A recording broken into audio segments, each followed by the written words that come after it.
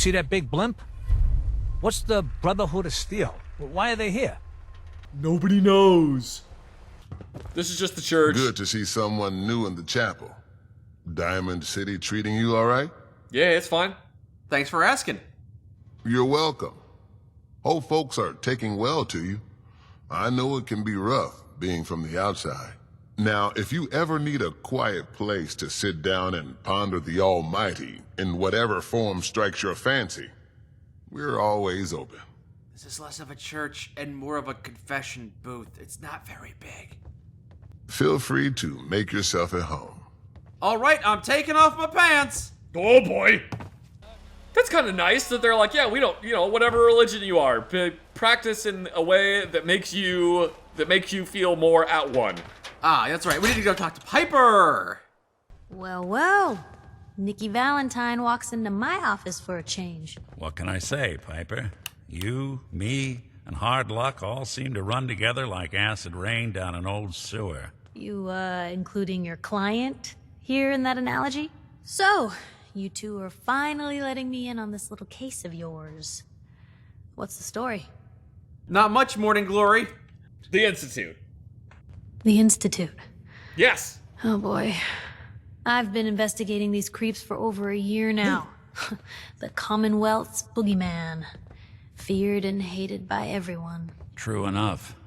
Sometimes they snatch people in the middle of the night, and sometimes they leave old synths behind to remind us that they're out there, but to this day, there's one thing nobody really knows. Where the Institute actually is. Or how to get in. Exactly. But there's one person who has to know, right? Kellogg. Huh. Yeah, he's dead, though. Can't do much about that. Yeah, what about him? He had to have a way in and out. But, well, we both know that angle is cut off.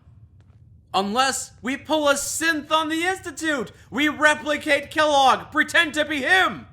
I got a better idea. We hold a seance and contact his spirit from the great beyond! I'll grab my Ouija board. So, a murderer and a kidnapper gets his brains blown out. Huh. Be a great ending if we didn't still have the biggest mystery in the Commonwealth to solve. Gets his brains blown out. Huh. His brains. Yeah, his brains. You know, we may not need the man at all.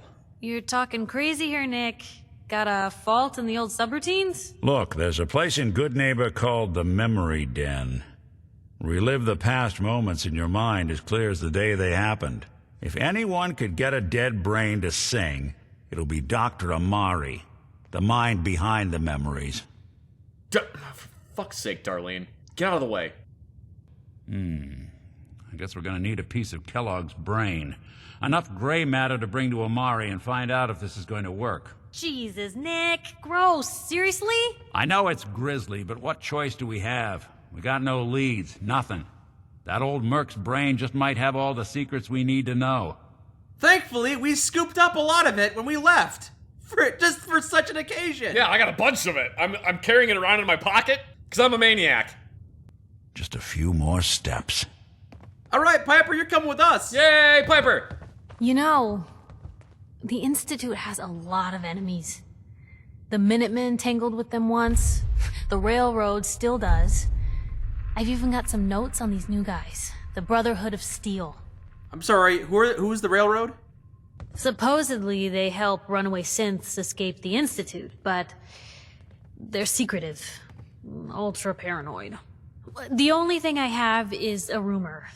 A code phrase. Follow the Freedom Trail. Okay, helpful. Well, let's get going. Gotta go to the memory den.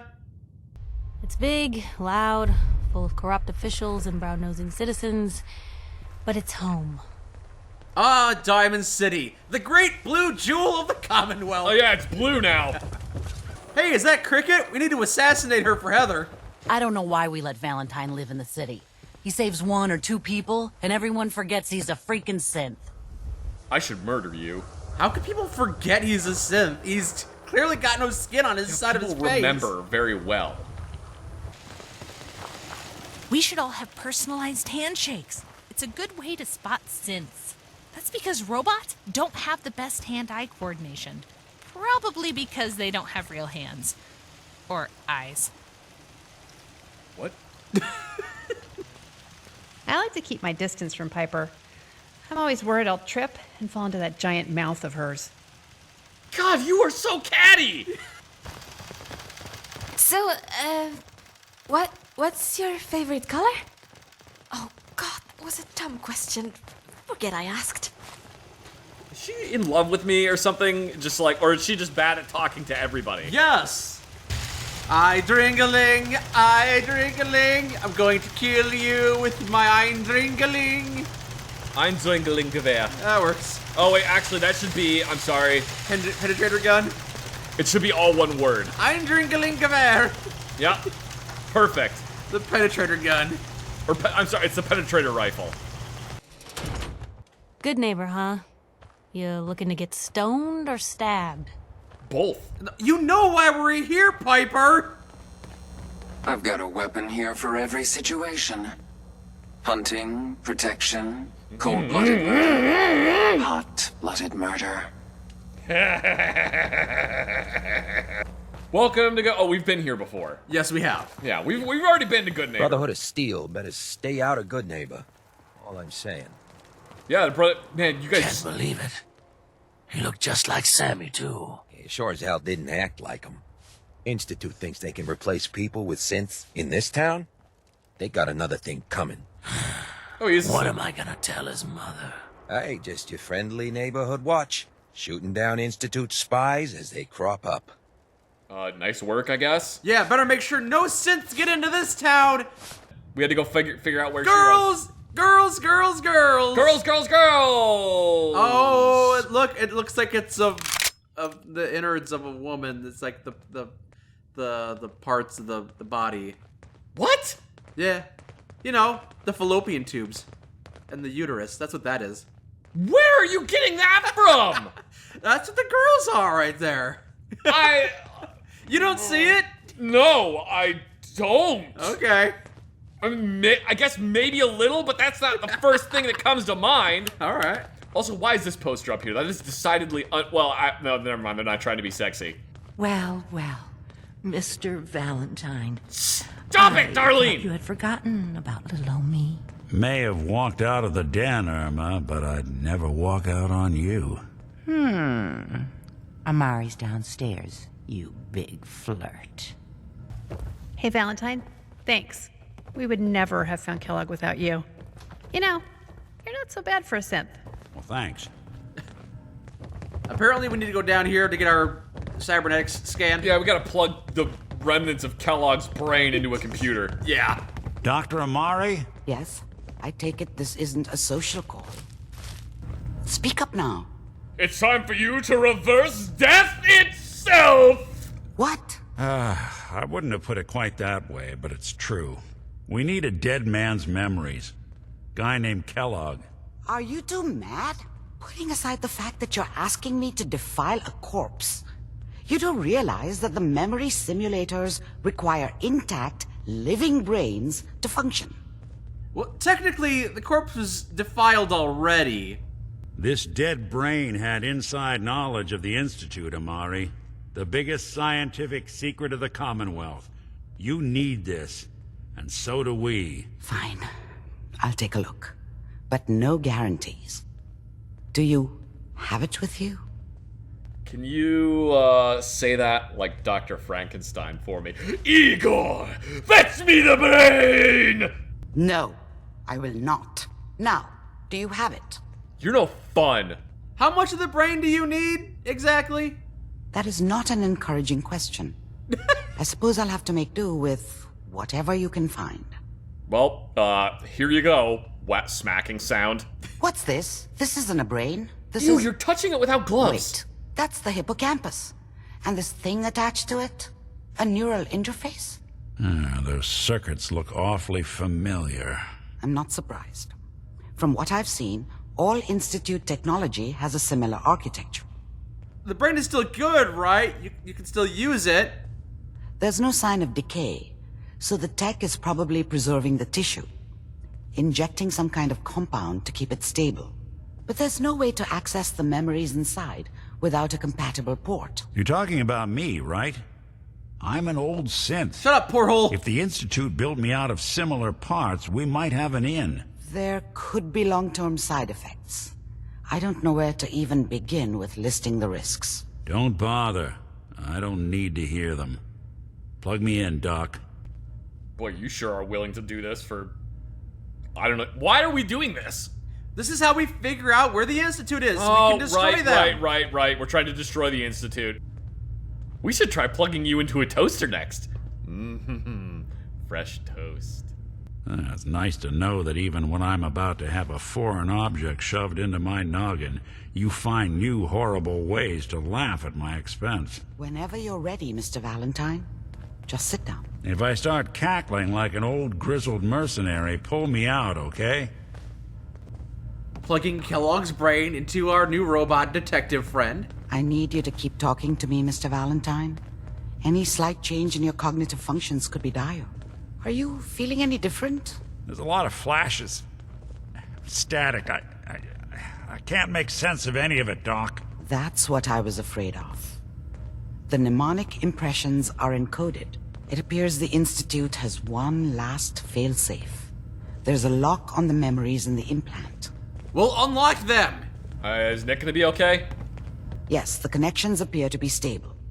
Hopefully it'll be as simple as unplugging the implant once we're done. But that doesn't get around the current problem. The memory encryption is too strong for a single mind. But what if we use two? We load both you and Mr. Valentine into the memory loungers. Run your cognitive functions in parallel. Alright, well, let's throw somebody in there, I guess. Just sit down over there and keep your fingers crossed. See you on the other side. A magazine. Another Grognak. Ah, we're taking this. Bye. No, this is a Robco Fun with Grognak the Barbarian holotape. Oh, okay. I've changed my mind. I'm too scared. It's a tight space. I'm claustrophobic. Am I gonna have to do this because I'm the only one here who isn't claustrophobic? Probably. Ah! I could sleep upright in a phone booth, you know. We know you're claustrophilic. It's fine. I'm not claustrophobic. Philic. Oh, claustrophilic. I like small spaces. Yes.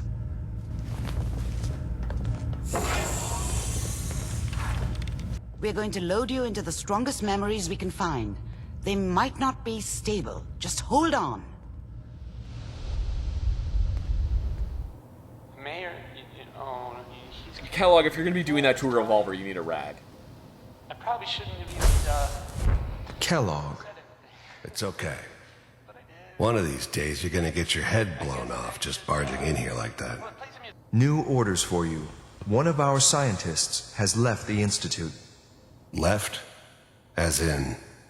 He's gone rogue. Name's Dr. Brian Virgil. We know he's hiding somewhere in the glowing sea. Capture and return, or just elimination? Elimination. He was working on a highly classified program. No kidding. Bye. Slow movements, okay? I don't know what kind of side effects the procedure might have had. No one's ever done this before. How do you feel? I feel like I'm still addicted to Nuka-Cola. That's good, but I want you to keep monitoring yourself. We have to be sure there's no long-term damage. Are you ready to talk about what happened in there? What a strange dream I had! I saw the Wizard of Oz! Yes, their greatest secret has finally been revealed. But that only leads to more questions. How does it work? Where do we go next? Kellogg was supposed to track down a scientist or something. His name was Virgil. A rogue Institute scientist could answer all kinds of questions. Where did the memory say he was? The glowing sea? The glowing sea? That doesn't make sense. No one goes there. Not even if they were desperate. Why? What makes the glowing sea so hazardous? The name says it all. Radiation. So much that nothing there could possibly live. Nothing pleasant. Navigating radioactive hazards is nothing new. But the glowing sea can kill a man in seconds. That's why it doesn't make sense. Virgil fleeing into that hell. The exposure alone. Maybe he's immune to radiation. Maybe he's got a really good radiation suit. Or he's a ghoul! You'll need some way to combat the radiation there. It's called the glowing sea for a reason. I'm not going there, that's crazy! And plunging into a dead man's memory wasn't crazy? You've already done the impossible. Who's to say God won't let you do it again? Look, think it over if you have to, but it's the only path I can offer. Through the glowing sea to Virgil. Looked like you were having a tough time in that memory pod. Hope you're feeling okay. I'm sure that wall is okay, Heather. We'll follow up on this lead once we're stronger. Once we're stronger and have enough radiation. Once we've done all the other quests to level. Hey, Nicky Nick! Hope you got what you were looking for inside my head. Hi, Kellogg. How's it going? What are you talking about? You sounded like Kellogg. Amari said there might be some mnemonic impressions left over. Anyway, I feel fine, so let's get going. So, Kellogg is living in your head now, huh? I'm sure that's going to turn into a big old quest. Oh, and then we'll have to make a difficult choice as to whether or not we have to put him down or keep him around somehow. Oh, yeah. Yeah, that's gonna be really cool. Oh, I can't wait for that moral dilemma. Holy fuck. Do you think some part of Kellogg might be alive inside Valentine? That's such a great setup for the quest we're obviously gonna have. Certainly, there's absolutely no way the Bethesda writers wouldn't have put that in there and then done absolutely nothing with it. Yeah. That would just be leaving money on the table. They left the money on the table. Whoever this Brotherhood of Steel is, I'm not buying that. We come in peace, malarkey. What? Heard what you did. Saved that Rex Goodman from the super mutants, right? Guess not everyone appreciates the bod, am I right?